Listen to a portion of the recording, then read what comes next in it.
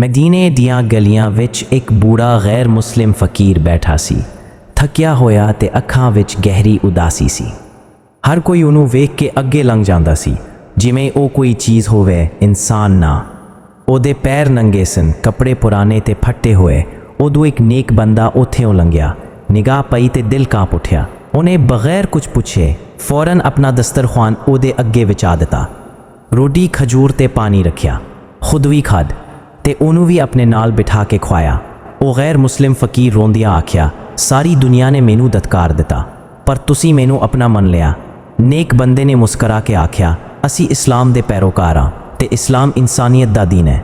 ਫਕੀਰ ਨੇ ਪੁੱਛਿਆ, ਕੀ ਤੁਹਾਡਾ ਰੱਬ ਤੁਹਾਨੂੰ ਇਹ ਸਿਖਾਉਂਦਾ ਹੈ? ਉਹਨੇ ਆਖਿਆ, ਸਾਡਾ ਰੱਬ ਬਹੁਤ ਰਹਿਮ ਵਾਲਾ ਹੈ ਤੇ ਅਸੀਂ ਉਹਦੇ ਬੰਦੇ ਹਾਂ। ਉਹ ਦਿਨ ਉਹ ਬੰਦਾ ਸਿਰਫ ਪੇਟ ਨਾਲ ਨਹੀਂ, ਦਿਲ ਨਾਲ ਵੀ ਸੇਰ ਹੋ ਗਿਆ। ਜਿੱਥੇ ਉਹ ਹਕੀਰ ਸਮਝੇ ਜਾਂਦਾ ਸੀ, ਉੱਥੇ ਉਹਨੂੰ ਇੱਜ਼ਤ ਮਿਲੀ ਸਿਰਫ ਇੱਕ ਮੁਸਲਮਾਨ ਦੀ ਵਜ੍ਹਾ ਤੋਂ। ਬਾਅਦ ਵਿੱਚ ਉਹ ਗੈਰ ਮੁਸਲਿਮ ਇਸਲਾਮ ਦੀਆਂ ਤਾਲੀਮਾਤ ਨਾਲ ਇੰਨਾ ਮੁਤਾਸਿਰ ਹੋਇਆ ਕਿ ਕਲਮਾ ਪੜ੍ਹ ਕੇ ਮੁਸਲਮਾਨ ਹੋ ਗਿਆ। ਉਹ ਨੇਕ ਅਮਲ ਇੱਕ ਜ਼ਿੰਦਗੀ ਬਦਲ ਗਿਆ।